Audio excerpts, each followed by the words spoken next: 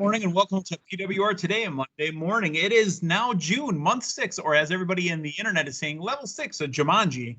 For PWR Today, I'm the man they call Meathead. Joining me every Monday morning now, the lovely Linda Kay. Good morning, Linda. Good morning. Wake up, wake up, wake up. It's the first of the month. That's right. I feel like rent's due tomorrow, too. Boy, we should probably go get that stimulus check from Uncle Donnie and see if we can pay our rents today. Right. My rent just went up this month, too, in a segue. Anyways, I digress. So with no Undertaker The Last Ride documentary from last night, there's a couple-week gap in there. I believe one's coming up this following Sunday. I went and scourged the internet, and I found that Undertaker's been cutting a bunch of interviews lately. He spoke with ESPN this last weekend. Did you get a chance to watch some of it? Yes, I did. I was most intrigued by one piece of it, but I'll let you get into that part of the segment. Yeah, first off, the part that really caught my eye, and maybe I wasn't paying attention when all the other documentaries came out, Beyond the Shadows, or was it Behind the Shadows? What was Bret Hart's? Wrestling with Shadows. Yeah, Wrestling with Shadows. Yeah, so Bret Hart's came out first, and how he had to have everybody calm Bret Hart down because he was going to clock Vince McMahon. And, they showed Vince, rubbing his face after he got punched in the mouth. So we get Undertaker's side of this, and we did not know that Undertaker basically earned his locker room reputation from this event. Undertaker was just one of the guys at this point, but apparently he was the cooler, the guy between the office, quote unquote, and the boys. Really kind of telling story here where Undertaker was the calm, for everybody, because again, Undertaker is, no pun intended with old school. Undertaker is an old school guy. He's protected his name, protected his gimmick, protected the business for so many years, and we barely ever heard from him, short of the American Badass segment where he was doing some interviews here and there, quietly. But Undertaker protected himself pretty much. But now to hear that he actually was the one that was really the cooler between them, the Patrick Swayze, if you will, at the double deuce. It was kind of funny to hear him also explain, I'm not quite sure how Bret Hart got his shot into Vince McMahon, because his fist must weave through 6 or 7 different bodies to get to his face, but he got him.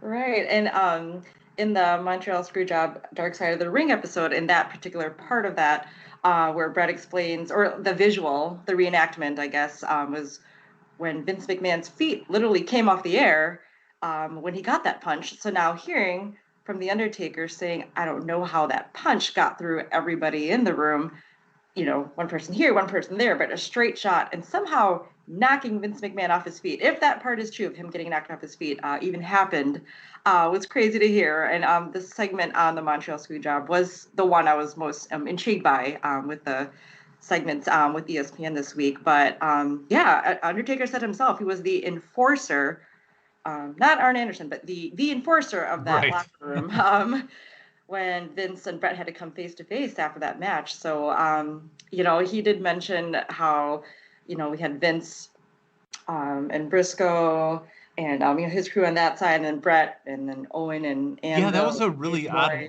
That was a really odd segment there because he goes, all right, so on Bret's side, we got Bret, we got Owen, we got probably Davey Boy, and then the interviewer said, I think Jim was there too. Yeah, probably Jim the Anvil Neidhart was there too. And then on Vince's side, you got Vince, Pat Patterson, Gerald Briscoe, Shane, and somebody else. So it's the office versus the boys is really what it was. Yep, and then Taker saying he took Shawn aside for the back of the room because he knew it was not going to be good if Shawn got closer to that confrontation, if you will. In episode 2 or 3, I forget which one it was, of The Last Ride, Taker says he absolutely has much love and respect for Shawn today. the professional, he always had it. The man, it took some time once he cleaned up his life, but there was times back in the day where he deserved to be popped in the mouth because Shawn was a pistol, if you will. Shawn would go off, on the rails and just run the mouth, I guess, a whole bunch of times. So that makes absolute sense. Hearing that from Taker in The Last Ride, and now hearing that he had to take Shawn over to the side because we can't have that. Shawn gets in there, it's going to escalate things.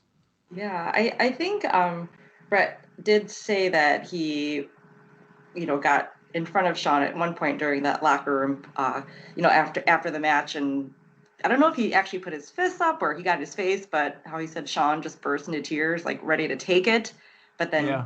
Brett resisted from it. Yeah, I think he just wanted to see Sean cry, or Sean at least apologize for that, and or at least admit to any part of it. But he got to see him cry allegedly, so I think that made Well, him again, somewhat satisfied. And Wrestling with Shadows, Sean says, I had no idea. And, Taker even came to Earl Hebner's defense in this ESPN interview and said that I don't think Earl knew until pretty close to the match. So, Taker kept going up and down the hallway trying to say, hey, do you know what's going on? What is going on? And Earl kept saying, I don't know. So, shenanigans, if you will, in the wrestling business. And that's really what kind of opened up wrestling to be what it is today, was that event, Survivor Series 1997. I mean, we had obviously the Hulk Hogan turn into the NWO in 96 at Bash at the Beach, but this really kind of cracked it all open for everybody. Yes, for sure. Just widening everybody's eyes and ears.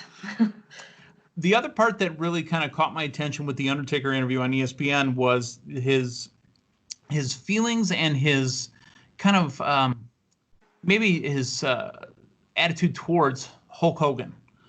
He kept referring to Hogan as the Golden Goose because in 94, Hogan was, still the moneymaker. It might have even been earlier than 94. But, Hogan was a moneymaker. Taker was a young up-and-comer at that point. And Taker wins the belt on a Sunday night pay-per-view. But apparently they had to do a Tuesday night pay-per-view. I think it was Tango in Texas or something like that, and I apologize for getting the name wrong here, but where he had to drop the belt back again, which he found kind of odd. And he goes into depth about how Hogan alleges that the Tombstone Piledriver hurt him. He alleges. Yeah.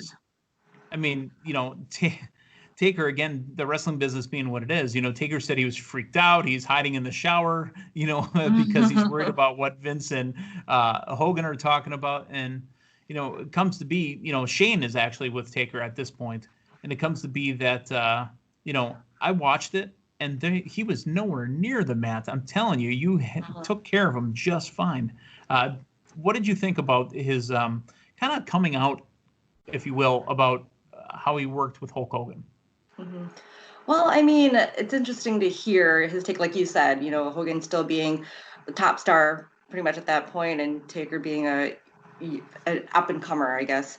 Him just being very cautious and being very scared of what may happen if he does hurt the darling of the business. And, it turns out, he loses the strap 2 nights later. Like, that's crazy. It makes you think. I wonder if he ever had any more in-depth talks with Hogan about that later on. Maybe not at that point in his career, but later on about that match, or just about their whole beef. Their dynamic, maybe. Yeah. You never know. Well, Hogan obviously goes over to WCW a couple of years later, so they don't have the chance to work, 4 years until Hogan returns after WCW, folds. The other thing that I found interesting as well is, that Tuesday, and it's funny to hear this because, Linda, have you been at the building before? I know I've done it with Damien a couple times, and, I know Dave's been there. Have you been at the building like on a TV day or a pay-per-view day for WWE? Of course. Okay. So he kind of says something that's absolutely true. Let's say there's TV that day. I show up at the building around noon or so, get ready to go. The Wrestling with Shadows day, the Survivor Series 97 Montreal Screwjob, he considered not going to TV that day because of what had happened to the business and then showed up late. This day as well, he was worried about going to the building. He said, Hogan, for a TV day might show up at 5 o'clock, 6 o'clock. Hogan's there when I get there at noon. He goes, brother, I got to talk to you. He goes, you kind of jammed me up, brother, on that Tombstone Piledriver. He goes, I tried my best, sir. I won't hurt you. He goes, I'm afraid to take your finisher again. So it ends up being that he says he got hurt again because he had him so tight because he was so paranoid to hurt him again, the Golden Goose. Like I said, it's a little, what's Dave Hero's word, kabuki-ish? That something would be going on with that, to see that he's playing all these angles. But maybe that's just more of the curtain being pulled back on Hulk Hogan. Yeah, there's always more to the story internally within each superstar, within contracts. I mean, within sudden changes. Who really knows? I mean, it's just interesting. It's being brought up all these years later, and obviously we have the Undertaker documentary being out right now. But as you mentioned, now he's doing more open interviews. Like, what just suddenly happened? Is it the response that Undertaker is getting in real life? the shoot feeling from, Sure. this great response to this documentary. He's like, wow, maybe I should do this more. And, taking questions about things that happened so long ago. I mean, people did want to hear about this. People have speculated, and now we're getting the true story from the man himself. So it's a good thing, I think. Speaking of speculating, it's been speculated that, and we talked about this a little before off air about your first wrestling experience and going to your first show. It was speculated that I went to King of the Ring '96. Linda, that was your first show, right? Yes, that was the very first live event after watching years and years and years. Little Linda on TV finally got to go to her first live show. King of the Ring '96. You want to hear the funny thing about this whole King of the Ring '96? And it was in Milwaukee. Obviously, I do. We're both from Milwaukee. I'm DJing at a place that you and I both know very well, Romine's High Pockets. I'm DJing the night before. I've got at least 10 to 20 tickets in my hand. Okay. They could not fill the building. They were trying to give them away. Oh. Meathead, make sure you take a pair for yourself. All right, yeah, sure, whatever. Never went. I had the tickets in my hand, gave them away. Wow. So were you watching at Romine's during the actual? We didn't even have the pay-per-views at that point. Oh, Romine's didn't start pay-per-views until I want to say it was September '97. Okay. No, September '98. We didn't show the Montreal Screwjob. It was September '98. Unforgiven was our first pay-per-view. September '98. Wow. Meathead. I know.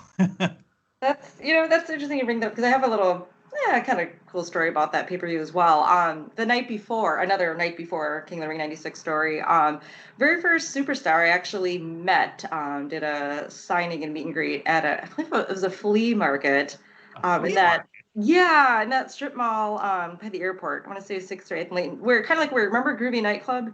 Kind of Sure. like, then there was a flea market there, and my sister, knowing I'm a huge wrestling fan, took me, and it was just amazing getting to meet Paul Bearer and Taker.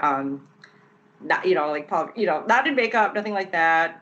Taker and his bandana and sunglasses. I have those pictures somewhere at my mom's. I'm gonna have to find it, but that was just a really cool experience. And then I was, of course, going into King of the Ring '96, Austin 316. And I think back, like I remember spending hours that night before making signs, because that was the era of the signs. And I want to say it's probably somewhere in my mom's basement, but I did make a huge Gold Dust sign and King of Hearts sign, because Goldust and Owen were my favorite superstars at that time. So, a little flashback down memory lane. Yeah. Those are some very nice, polite, and family-friendly signs. You know what kind of sign I made for one of my first Raws I went to? What was it? Crackhead Bob is my dad. Okay.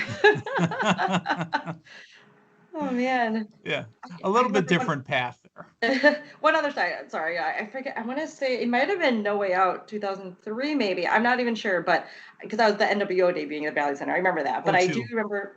Was it 02? Okay. I did make one sign, though, the whole like South Park stuff, remember? And I did make a sign of, is it Kyle? Like, Vince, you bastard, kind of sign that I took a lot of time and effort to draw and paint my signs. So, anywho.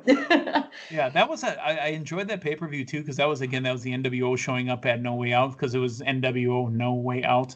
Yes. That was one of the very, again, I love Cousin Jack. I really do. Cousin Jack's the best. I wanted good seats this time, instead of the hey, we got some seats. Hey, here's some seats, which he always took care of us. Cousin Jack is the best, but I'm like, can you get ringside? Sure, we can get you to ringside. So I forgot what I paid for him. I made sure that I didn't want to pay like an extraordinary amount. So I got the seats right behind the autograph seats. So, the ones that you could take home. Mm-hmm. Or not the autograph one, but the customized seats. Yes, so got to sit right on the ramp side. Cousin Jack took care of business for us on a big note there. So again, thank you to Cousin Jack. Could feel the pyro. That's how close we are. Yes, very nice. Good stuff. Well, we digress. Again, a new episode of Undertaker: The Last Ride should be coming up right after, I believe it's NXT's In Your House Takeover this Sunday. And again, the PWR draft, there's chances to make points coming up this Sunday as well. You saw the update from Primetime on Saturday night. Damian Nelson finally has positive points. He thinks he's leading, but I don't think he was paying attention. He's still in last. Yeah. I don't know. I think he'll, no matter what his points are, he will forever say he's in the lead. So we'll see if that changes at all after the next pay-per-view. Yeah, I got a couple questions for you about Friday Night SmackDown. First Okay. off, do you agree with what they did to the Intercontinental Championship tournament? I was really excited to see Jeff Hardy get in the mix. I was excited to see Elias get in the mix. Do you agree with what they did with Jeff Hardy, the alleged, driving under the influence, and Elias being run over? I don't think that was necessary. Obviously, it was something to drive more of a ridge between him and Sheamus, leading up to their match at the next pay-per-view. But I just feel it wasn't necessary. And, obviously Jeff Hardy probably obviously signing off in such a sensitive subject, being ridiculed or being mocked. But right. Almost kind of being bullied, because WWE's got that be a star, don't bully kind of stuff. I'm talking to my buddy Nathan about Jeff Hardy, and, Jeff Hardy is a kid favorite. He's a fan favorite, and, a lot of the younger kids still enjoy Jeff Hardy. I don't know if they should be going that route with him. So yeah, or even know the details that much, or do they even need to? It's just kind of right. Kind of unnecessary. Yeah, but I just think it's just to kind of drive more of a wedge between him and Sheamus. But Sure. One other theory I came about is the mysterious person that's watching everything, how the truth will come out. How Jeff later came back out at the end of SmackDown to attack Sheamus. Yes. I either feel one of two things. One, maybe there's footage coming out to show that either A, it was Sheamus that may have knocked out Jeff Hardy, poured alcohol on him, and then him taking the car and ended up hitting Elias. And that's how Jeff was then released from police custody to prove that it wasn't him. That's why he had it, like he was knocked out. That's why he couldn't remember anything. That's why he reeked of alcohol. Mm-hmm. Or B, that it was this person, the mysterious, I don't even know what we call him, that actually did that to Jeff. And then later, Jeff was proved innocent and somehow released from police custody. But I don't know. To kind of go back to your original question, though, I would have liked to have seen Jeff Hardy and Daniel Bryan. Actually, that was the match I was looking most forward to last week's SmackDown, sure. But obviously that didn't happen. Unique Battle Royal to kind of set up the stage between Sheamus and Daniel Bryan, with Daniel Bryan still winning. But funny how AJ Styles talked his way out of his match, so I don't know how that works out. It was kind of a unique setup, too, with Scrap Iron Adam Pearce. For those that don't know, the agent that was talking to all the talent in the beginning, Adam Pearce, a Midwest wrestling legend. We'll call him legend here. Scrap Iron Adam Pearce wrestled in a bunch of local places around here in the Milwaukee area. He at one point, wasn't he NWA heavyweight champion, too? I want to say so. I think he was. I know that he had a gut check also on TNA at one point. Yeah, and then not get selected on that. That's interesting. Yeah. So happy to see Adam Pearce getting a lot of screen time, because that segment was a good 10-minute segment. And, with the empty arena / NXT kids, as Dave calls them, behind the plexiglass. The trainees. The trainees. Yeah. They're, any kind of segment they can come up with that's different than just looking at the arena with 7 people behind plexiglass is a good thing. So happy to see that happen as well. But, I'm kind of disappointed that Jeff Hardy won't be going for an Intercontinental Championship because, of course, I'd enjoy more points, but yeah, that is me. We've got NXT. Is that match set in stone? Him and Sheamus at Backlash, or it's not set in stone yet. So I'll get appearance, maybe a win. But I was hoping for a title win. Yes, that is true. Yeah. So we got NXT in your house this Sunday takeover. I'm gonna watch it. I don't know if I'm excited about it. Real quick, Linda, your thoughts on NXT this Sunday? Well, I'm excited to see what the in your house set will be like inside the Performance Center. Are we going to get a house? Is somebody going to win a house? I don't know if they'll take it that far. It would be nice to see a Todd Pettengill appearance, but I don't know. I think it'll be great. I've been enjoying NXT the past few weeks, and excited to see if Tommaso Ciampa can get me some points there in his match against Karrion Kross. So, but yeah. We all love us some Ciampa. What was that? Sorry. I said we all love us some Ciampa, also a Milwaukee man as well. Yes, so. Absolutely. All right, Linda. Well, it's been great talking to you. It's been great having you all listen to us. Hey, don't forget, PWR360.com is the website. Check out the draft rosters. Damien has updated his. He's taken Becky Lynch off, put Otis on. And I know I kind of coasted over it. Linda, I've seen Fast Time at Ridgemont High. I don't know if you've seen it kind of later on, because you're so young and it wasn't in your time frame, but I did absolutely love that Fast Time at Ridgemont High, scene with Otis and Mandy. Oh, that was good stuff. Not to go too far down a different path here, but that was a movie that I enjoyed a lot as a teen. Trust me. And Phoebe Cates, where have you been? But head on over to PWR360.com. Check out the rosters. Check out the points. Also, make sure that you're liking and subscribing to us. We're on YouTube, Facebook, Fight TV. Make sure you're heading on over to Fight TV and checking out the videos. Primetime this coming Thursday with Shane Helms, Gregory Helms, Hurricane Helms, and then again another primetime on Saturday night, which you were on this last Saturday night. So we got another primetime proper, if you will, with all the associates, Dave and Damien, and we're also available on Apple as well. So for Linda Kay, I'm the man they call Meathead. Thanks for stopping by. So long, everyone.